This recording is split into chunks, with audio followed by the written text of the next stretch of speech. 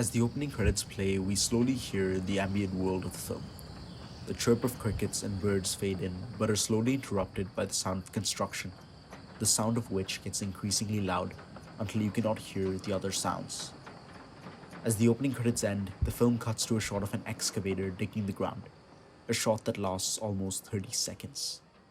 This is an introduction to the tranquil, almost meditative world of Weerasethakul, a world that, according to critic Kurungode, hums with subversive tension despite its calm appearance. In a world where time moves slowly, it may not seem like much is happening, but Weerasethakul attempts to explore the mysteries that lie beneath the world we're introduced to. In this video essay, I would like to explore how Symmetry of Splendour fits within a broader art movement of transcendental cinema and how this aligns with Weerasethakul's subtle political critique. This is Symmetry of Splendour, political critique through the lens of transcendental style. The central narrative occurs in a hospital ward and focuses on a relationship between Jen, a volunteer, and It, a Thai soldier who, like every other soldier in the hospital ward, is in the grip of a mysterious sleeping sickness, allowing him to sleep indefinitely. To recognize how this film fits into transcendental cinema, we must first focus on transcendental style itself. Transcendental style is a term coined by filmmaker Paul Schrader, who attempted to categorize slow cinema from different cultures and histories and claimed that they all express the transcendent in their unique ways. Schrader briefly explains that the transcendent lies beyond normal sense experience, an exploration beyond the real and into the spiritual. But far more than simply exploring transcendental themes like a world of dreams and alternate histories that is quite common in Weerasethakul's work, in a truly transcendental film, the viewer's experience itself is transcendental. When this style is executed effectively, by the end of the film, one forms a deep spiritual connection with its world that is unlike anything else. As Schrader explains, these films use the power of cinema against itself. While most films lean towards you, grabbing every second of your attention, these films lean away from you and use boredom as a technique to activate us.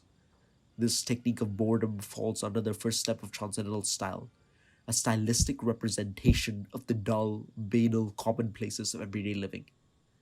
In Symmetry of Splendour, there are unusually long takes, pillow shots of a ceiling fan rotating, the blades of a watermill, and static shots of people in nature that look like they came from paintings. Legendary filmmaker Yasujiro Ozu is known for his pillow shots of the Japanese cities and countrysides that are full of life and include vibrant music. But Weerasethakul is the stark opposite. He holds on shots even longer, rejects the use of non-diegetic music, allowing us to experience the environment, to see and hear the flow of water, the sway of leaves, and the chirping of birds. More than just fulfilling Schrader's first step of transcendental style, Weerasethakul's stylistic representation of the everyday gives a uniquely calm and meditative flow to the film. However, Weerasethakul shows us that there is much more underneath the film's calm surface that deserves to be explored, and this is where it gets interesting. The second step of Schrader's transcendental style is an introduction to disparity, or a growing crack in the dull surface of everyday reality. The viewer is shown that there is much more to the world than the dull, banal life we were introduced to. The first of many such disparities may be 30 minutes into the film, when It wakes up from a supposedly indefinite slumber and nonchalantly apologizes about peeing too much.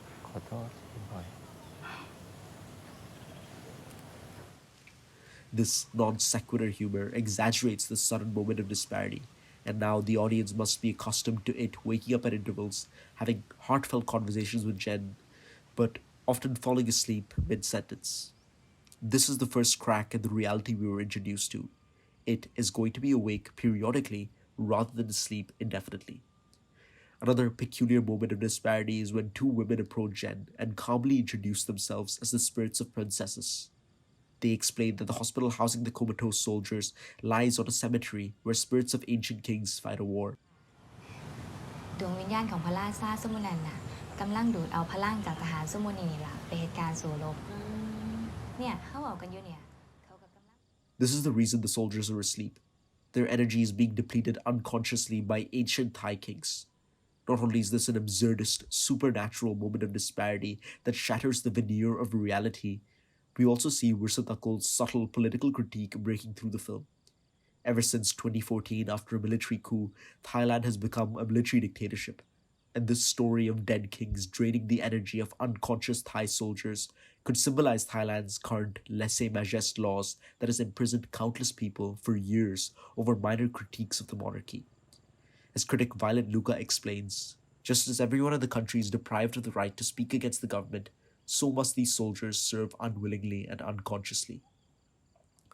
This is part of a larger motif of a dormant Thai public that is an unwilling slave to the military government, and Weerasethakul evokes this with vivid imagery and symbolism.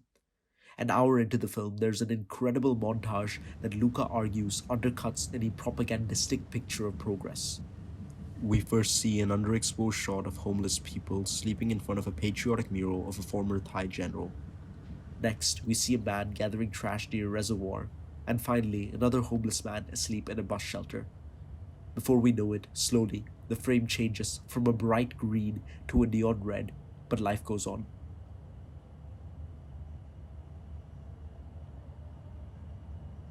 The homeless man is still sleeping, and the late-night traffic continues as bikes and cars go past. This is mimicked a few shots later, in the hospital ward, as different colors flood the frame, while the soldiers remain unconscious.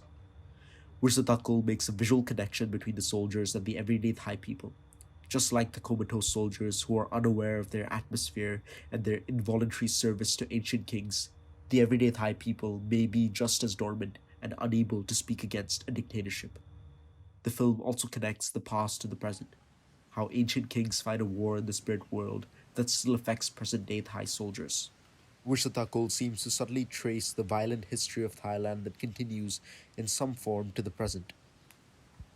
This political critique of present-day Thailand takes new meaning in the final moments of the film, where Weerasethakul complicates the traditional transcendental ending. The final step in Schrader's transcendental style is the decisive action, an incredible event within the banal reality that breaks the everyday stylization and must, by and large, be taken on faith. Schrader explains this decisive action to be freeing. The audience has been conditioned to a slow-moving film with no soundtrack and minimal dialogue that in the end, doing something unexpected frees the audience from a film of inaction and boredom.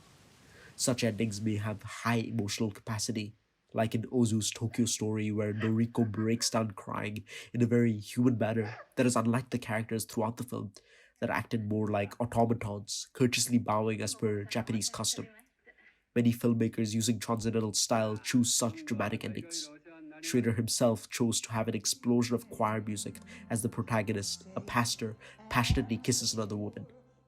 This is exactly what Weerasethakul leads us to expect. In the final moments of Cemetery Splendour, we hear vibrant pop music as people dance together in an exercise class. Rather than most shots including still people who simply sit or stand idly, for the first time, the people are moving.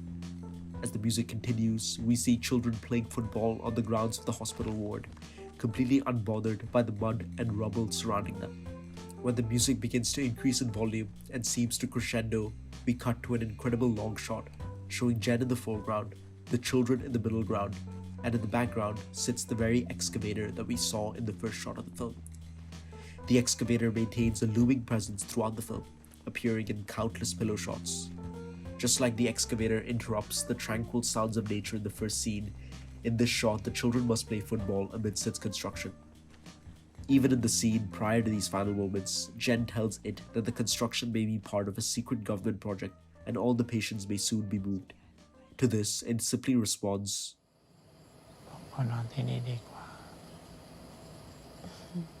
Weerasethakul once again highlights the dormancy of it and how authorities control where he stays despite his wishes. Returning to the long shot, we once again see this idea of a lack of control. Children play football amidst all the construction, and Jen simply watches them without doing anything. She has no idea what the government is digging for, and all she can do is witness how it all unfolds. This is what we get in the final shot. A medium close-up of Jen with her eyes wide open, almost as if she wants to wake up from the nightmare in front of her. In this minute-long shot, music initially increases in volume, suggesting some form of dramatic transcendence, that Jen may actually be able to wake up from this nightmare. However, Weerasethakul defies this, as the music begins to fade away, and all we hear are the sounds of crickets and children playing football.